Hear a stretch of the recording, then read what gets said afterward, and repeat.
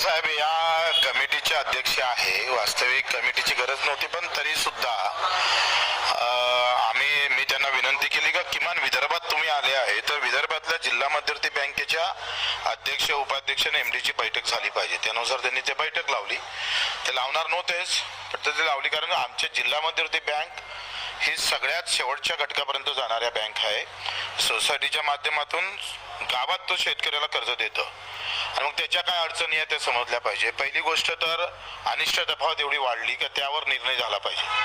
कारण नाही म्हटलं तर माझ्या जिल्हा मध्यवर्ती बँकेची अनिष्ट तफावत 400 कोटीपर्यंत आहे. म्हणजे सोसायटीला घेणं तिकडे कर्ज शेतकऱ्याकडून घेणे बाकी आहे आणि बँकेला सोसायटीकडून घेणं बाकी आहे. याची जी तफावत आहे मधातली ती खरं तर काय मागं रंगनाथन समितीने पण तसा रिपोर्ट दिलेला होता, त्यावर निर्णय होणं गरजेचं आहे. दुसरं चालू कर्ज म्हणजे आता जो 25 मार्च 2026 ला आणि 30 जून 2026 ला जो थकीत होणार आहे त्याबाबत मुख्यमंत्री बोलायला तयार नाही.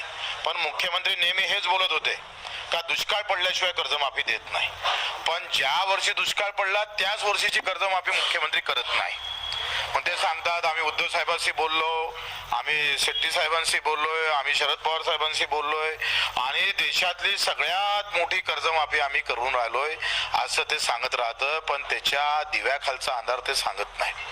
तुम्ही सांगा, जो आज दुष्काळात वाहून गेला त्याचं पीक गीक एक सुद्धा अन्न हाती आलं नाही, तो याच वर्षातला जर कर्जबाजारी शेतकरी जर त्याच्यात येत नसन तर त्या माफीला अर्थ काय? आपण हा दुष्काळ पडला म्हणूनच कर्जमाफी करतोय.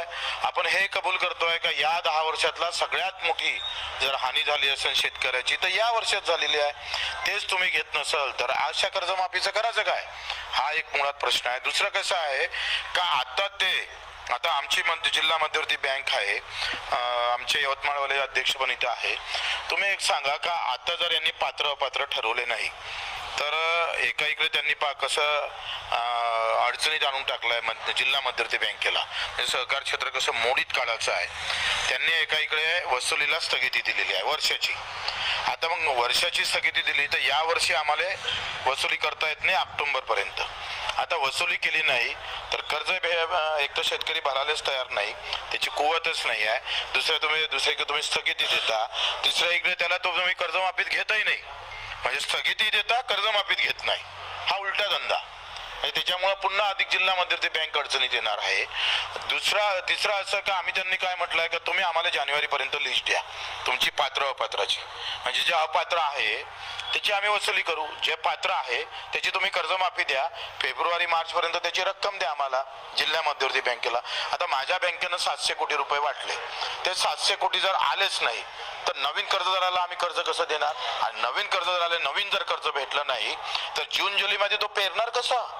काय खाऊन पेरणार आहे? कसं शेती करणार आहे? हे मुख्यमंत्र्याच्या लक्षात आलं पाहिजे ना.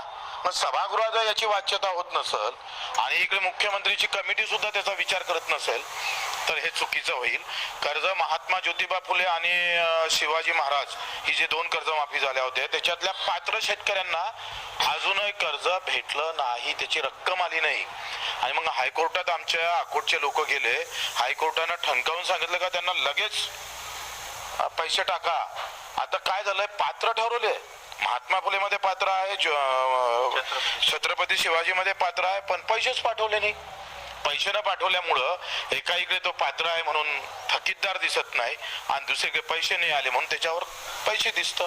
हा सगळा म्हणजे गोंधळ निर्माण केलेला आहे. प्रोत्साहन निधी पण दिलेली नाही आहे. मागच्या 2 कर्ज माफीचे प्रोत्साहन निधी दिल्या नाही. हे सगळं मला वाटतं किचकट करून ठेवलेलं आहे. त्याच्यामुळं शेतकऱ्याचा हा विचार मोठा स्फोट होऊ शकतो. कारण जर आता चालू कर्जमाफी जर तुम्ही दिली नाही तर येणाऱ्या काळात शेतकरी पेरणी करू शकणार नाही, पुन्हा संकटात जाऊ शकतं. याचं लक्ष मला वाटतं मुख्यमंत्री महोदयांनी, दोनही उपमुख्यमंत्र्यांनी अजितदादा आणि शिंदे साहेबांनी सुद्धा लक्ष घालून याच्यावर थोडं लक्षात घ्यावं. नाहीतर त्याच्या समोर मी मगाय म्हटलं आहे, जर चालू कर्जमाफी जर तुम्ही माफ केलं नाही चालू कर्ज तर या महाराष्ट्रातल्या रेल्वेच्या रुळावर एकही चाक धावू देणार नाही 1 जुलैला. आम्ही त्याच्या तयारीला लागलो आहे. मी कालच नागपूरच्या अवतीभोवतीचे सगळे कुठं कुठं जाम केलं म्हणजे जाम होतं हे सगळं पाहून आलो. तर नमस्कार मित्रांनो, मी देवानंद गावंदे स्वागत करतो आपल्या लाडक्या यूट्यूब चॅनलमध्ये, ज्याचं नाव आहे टेक्निकल मराठाजी. आणि या चॅनलवर मी शासकीय योजनेसंबंधित, शेतीविषयी, तसेच इतर योजनांसंबंधित, तसेच आपले जे संजय गांधी निराधार योजनेतील संबंधित जे व्हिडिओ आहेत ते सर्व आपण चॅनलवर आपण आणत असतो. तर आता तुम्ही बघू शकता की बच्चूभाऊ कडू यांनी शेती आणि शेतकरी कर्जमाफी यांच्याबद्दल जे काही मुद्दे मांडले आहेत, कारण की शेतकऱ्यांना कर्जमाफी त्याच मिळणार आहे ज्यांचे की 1.5 लाखापर्यंतचं कर्ज आहे. आणि 1.5 लाखापर्यंतचं कर्ज जे आहे तेच फक्त सरसकट माफ केलं जाणार आहे, परंतु जे बाकी आहेत त्यांचं कर्ज माफ होणार नाही आहे. आता जे रेग्युलर कर्ज भरत आहेत त्यांच्यासाठी सुद्धा सरकारनं खूप छान स्कीम आणलेली आहे. आणि त्यांना एक प्रोत्साहन म्हणून त्यांना एक 25,000 रुपये मिळणार आहेत. त्यांचं जे कर्ज ते रेग्युलर भरत आहेत तर त्यांना 25,000 रुपये प्रोत्साहनपर देण्यात येणार आहे. तर अशी प्रकारची सरकारनं जी कर्जमाफी आहे ही केलेली आहे. आणि त्यामध्येच बच्चूभाऊ कडू यांनी जी काही कर्जमाफीची समिती होती त्या समितीच्या बैठकीमध्ये आपले मुद्दे मांडले आणि तेच मुद्दे पत्रकार परिषदेमध्ये समोरसुद्धा त्यांनी सांगितलेले आहेत. तर हा व्हिडिओ कसा वाटला नक्की कमेंट्स करून सांगा. व्हिडिओ आवडल्यास लाईक करा. व्हिडिओ पुन्हा नवीन एका व्हिडिओमध्ये, तोपर्यंत जय महाराष्ट्र.